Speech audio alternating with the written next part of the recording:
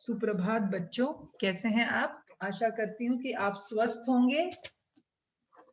बच्चों, हमने अपनी इससे पहले वाली क्लास में पाठ 10 पढ़ा था, काल। ठीक है, आज हम व्याकरण की पुस्तिका में पाठ 13 पढ़ेंगे। पाठ 13 अनेक शब्दों के लिए एक शब्द। पेज नंबर आप निकालेंगे 69। ठीक है, तो हम शुरू करते हैं। अनेक शब्दों के लिए एक शब्द। इस पाठ में हम यह पढ़ेंगे कि अनेक शब्दों के लिए मतलब कि जब बहुत सारे वर्ड्स हो और उसके लिए हम एक वर्ड क्या यूज करें, तो ये हम यहाँ पे पढ़ेंगे। इस पाठ में हम चित्र देख के बता सकेंगे। ठीक है, ये आप देख सकते हैं, यहाँ पे ब्लैक बोर्ड है और एक ये सर पढ़ा रहे हैं ना। तो जो पढ़ाता है, उसे हम क्या कहते हैं हिंदी में? अध्यापक। ठीक है, जो गाता हो, यानी कि आप देख सकते हो इस चित्र में ये जो है, ये व्यक्ति गा रहे हैं, तो हम कहेंगे इन्हें गायक। जो खेती करे, मतलब कि ये जो खेत में हल चला रहे हैं, इन्हें हम कहेंगे किसान। जो रोगी का इलाज करे, चिकित्सक। इंग्लिश में हम इसे कहते हैं डॉक्टर। ठीक है, भाषा को सरल और स्पष्ट बनाने के लिए अनेक शब्दों के लिए एक शब्द का प्रयोग किया जाता है। ठीक है, यानी कि हमें अपनी भाषा को क्या सरल बनानी है और स्पष्ट बनानी है। इसके लिए हम क्या करेंगे? अनेक शब्दों के लिए एक शब्द का प्रयोग करेंगे। ठीक है, ये इसकी परिभाषा हुई बच्चों। भाषा को सरल और स्पष्ट बनाने के लिए अनेक शब्दों के लिए एक शब्द का प्रयोग किया जाता है। यह परिभाषा है अनेक शब्दों के लिए एक शब्द की। आप इसे याद कर लेंगे, यहाँ पे आप स्टार लगा देंगे, आप इन्हें याद करेंगे। फिर हम आगे पढ़ेंगे, पेज नंबर 70। अनेक शब्द और यहाँ पे है इसका एक शब्द। जो लोहे की वस्तु बनाने का काम करे, हम उसे कहेंगे लोहार। जो मिठाई बनाने का काम करे, हलवाई। जो गहने बनाने का काम करे, सुनार। जो कपड़े धोने का काम करे, धोबी। जो नीम का फल है, निबोरी। जो बहुत मेहनत करे, परिश्रमी। जो काम न करना चाहे, आलसी। अभिनय करने वाला, अभिनेता। जो किसी से न डरे, निडर। दिन में एक बार होने वाला, दैनिक। सप्ताह में एक बार होने वाला, साप्ताहिक। महीने में एक बार होने वाला, मासिक। ठीक है, यानी कि जो दैनिक मतलब जो दिन में एक बार, जो हम रोज एक बार दिन में करते हैं, उसे हम दैनिक कहते हैं। सप्ताह में एक बार जो काम होगा उसे हम कहेंगे साप्ताहिक। महीने में जो एक बार काम होगा हम उसे कहेंगे मासिक। साल में एक बार होने वाला हम कहेंगे वार्षिक। जैसे कि आपकी वार्षिक परीक्षा होती है ना, फाइनल एग्जाम्स है ना, वो आपके साल में एक ही बार होती है। जो मांस खाता हो उसे हम कहेंगे मांसाहारी। जो वस्तु दूसरे देश की हो उसे हम कहते हैं विदेशी। जो सेना में काम करे, सैनिक। जल में रहने वाला, जलचर। जो शिकार करे, शिकारी। साथ पढ़ने वाला, जो हमारे साथ पढ़ने वाले दूसरे और बच्चे हैं, उन्हें हम कहेंगे सहपाठी। जो लालच करे, लालची। जो काम से जी चुराए, मतलब कि जिसे काम करना अच्छा ना लगता हो, है ना, उसे हम कहेंगे कामचोर। ठीक है, अब हम पेज नंबर 71 पे आ जाएंगे। अनेक शब्दों के लिए एक शब्द।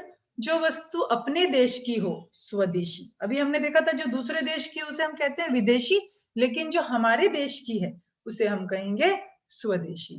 नाच करने वाला, नर्तक, मतलब जिसे डांस करना हो, जो डांसर्स होते हैं ना, नाच करने वाले, उन्हें हम नर्तक कहेंगे हिंदी में। विद्या पाने वाले, विद्यार्थी। जैसे कि आप लोग हो, आप लोग विद्या पा रहे हो, तो आप हो विद्यार्थी। जहाँ पढ़ने जाते हैं, हम स्कूल में पढ़ने जाते हैं, तो स्कूल इंग्लिश वर्ड है, इसके लिए हिंदी शब्द है विद्यालय।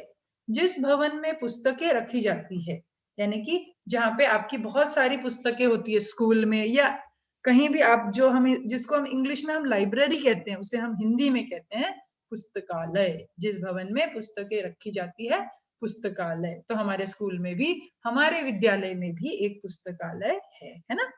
जो देख न सके, अंधा, मतलब जिसे नहीं दिखता हो, जिसकी आंखों में कोई भी प्रॉब्लम हो, तकलीफ हो, वो देख नहीं सके, उसे हम कहेंगे अंधा। जिससे बहुत खतरा हो, जिससे हमें डेंजर हो, जो बहुत खतरनाक हो, उसे हम कहेंगे खतरनाक। जो चित्र बनाए, जो ड्राइंग्स बनाते हैं ना, उसे हम कहते हैं चित्रकार। जिसमें बल कम हो, निर्बल। जो वीक होता है ना, वीक, जिसमें बल कम हो, जो स्ट्रांग नहीं होंगे, है ना, उसे हम कहेंगे निर्बल, क्योंकि उसमें बल कम होगा। आओ अभ्यास करें। नीचे बने चित्रों से उनके सही नाम तक रेखा खींचो। अभी हमें क्या करना है, जो भी चित्र है उनसे और इन नाम से हमें रेखा खींचनी है। ठीक है, तो हम ये देखेंगे। पहला पिक्चर, ये क्या कर रहा है, ये कोई व्यक्ति है जो कि कुछ कढ़ाई में तल रहा है, तो ये कुछ मिठाई बना रहा है, तो ये क्या हुआ, हलवाई। तो आप ऐसे यहाँ पे रेखा खींच लेंगे। ठीक है, फिर हम देख रहे हैं एक बच्चा है, ये पढ़ रहा है, तो ये क्या हुआ, विद्यार्थी। यहाँ पे हम इससे यहाँ तक विद्यार्थी तक लाइन खींच लेंगे। फिर हमने ये देखा है क्या कर रहा है, ये कोई व्यक्ति है जो कि पीला सा कुछ है और यहाँ पे कुछ गहने टाइप बना रहा है, यहाँ गहने पड़े हैं ना, तो गहने कौन बनाता है, सुनार। ठीक है, फिर हम यहाँ देखते हैं इस चित्र में ये एक आदमी है, व्यक्ति है जो कि कपड़े धो रहा है, तो जो कपड़े धोता है वो कौन होता है, धोबी। ठीक है, तो आप ये ऐसे ही अपने बुक में भी कर लेंगे। फिर आप पेज नंबर 72 को निकालेंगे। ठीक है,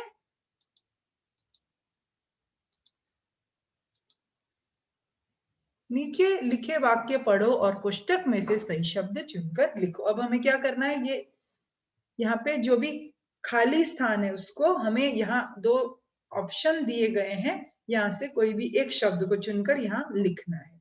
सुखीराम ने खेत में बीज बो दिए, वह, यानी कि सुखीराम है और उसने खेत में क्या किए हैं, बीज बोए हैं, तो वह क्या होगा, नौकर होगा या किसान होगा, वह किसान है, तो हम यहाँ पे किसान लिख देंगे।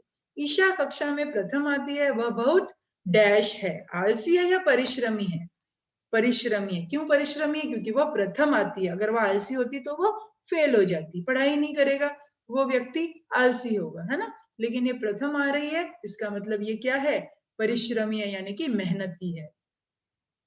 तीसरा, डैश देश की रक्षा करते हैं, सैनिक रक्षा करते हैं, अभिनेता, अभिनेता तो अभिनय करते हैं, है ना, तो हमारे देश की रक्षा सैनिक करते हैं। गांधी जी ने डैश वस्तुएं छोड़ने को कहा, तो कौन सी वस्तुएं छोड़ने को कहा था, विदेशी वस्तुएं, विदेशी वस्तुएं यानी कि जो दूसरे देश की होती है। ठीक है, 5, नीम के पेड़ पर डैश लगती है, नीम के पेड़ पर निबोरियां लगती है। माँ ने डैश से गहने बनवाए, गहने हम किससे बनाते हैं, लुहार से या सुनार से, हाँ सुनार से, तो हम यहाँ पे लिखेंगे सुनार। रामू कपड़े धोने का काम करता है, वह डैश है, तो कपड़े धोने का काम कौन करेगा, माली या धोबी, धोबी। अजय मेरे साथ पढ़ता है, वह मेरा डैश है, तो जो हमारे साथ पढ़ता हो वो हमारा सहपाठी होता है ना, तो हम यहाँ लिखेंगे सहपाठी। फिर प्रश्न 3, नीचे लिखे वाक्य पढ़ो और सही शब्द चुनकर दिए गए स्थान पर लिखो। यहाँ पे बहुत सारे शब्द लिखे हुए हैं और आपको क्या करना है, इनमें से चुन के यहाँ पे लिखने हैं। जो न डरे उसे हम क्या कहते हैं, निडर। नाच करने वाला नर्तक, दूसरे देश की वस्तु विदेशी, विद्या पाने वाला विद्यार्थी, जो चित्र बनाए चित्रकार, जो मांस खाता हो मांसाहारी, यानी कि जो नॉन वेजिटेरियंस होते हैं ना, उन्हें हम हिंदी में मांसाहारी कहते हैं, जो शिकार करता हो शिकारी, जो लालच करे लालची। तो बच्चों ये हमारा पाठ 13 यहाँ पे समाप्त होता है और मैं आशा करती हूँ कि आपको ये समझ में आ गया होगा। अगर नहीं समझ में आया है तो आप हमारी जब लाइव क्लास होगी उसमें मुझे आपके जो भी प्रॉब्लम है वो पूछ सकते हो, या फिर आप मुझे व्हाट्सएप भी कर सकते हो, कॉल भी कर सकते हो। Okay, no problem in that. और आपको ये जो भी काम है जो पेज नंबर 71 और 72 पे है, ये आप पेंसिल से अपनी बुक में ही करेंगे। आपको इस व्याकरण पुस्तिका में ही यह काम करना है, जो कॉपी में काम करना होगा वो मैं आपको इसकी अगली क्लास में भेजूंगी। ठीक है, तो आज के लिए इतना ही। आशा करती हूँ आप सबको ये समझ आया होगा। सो धन्यवाद।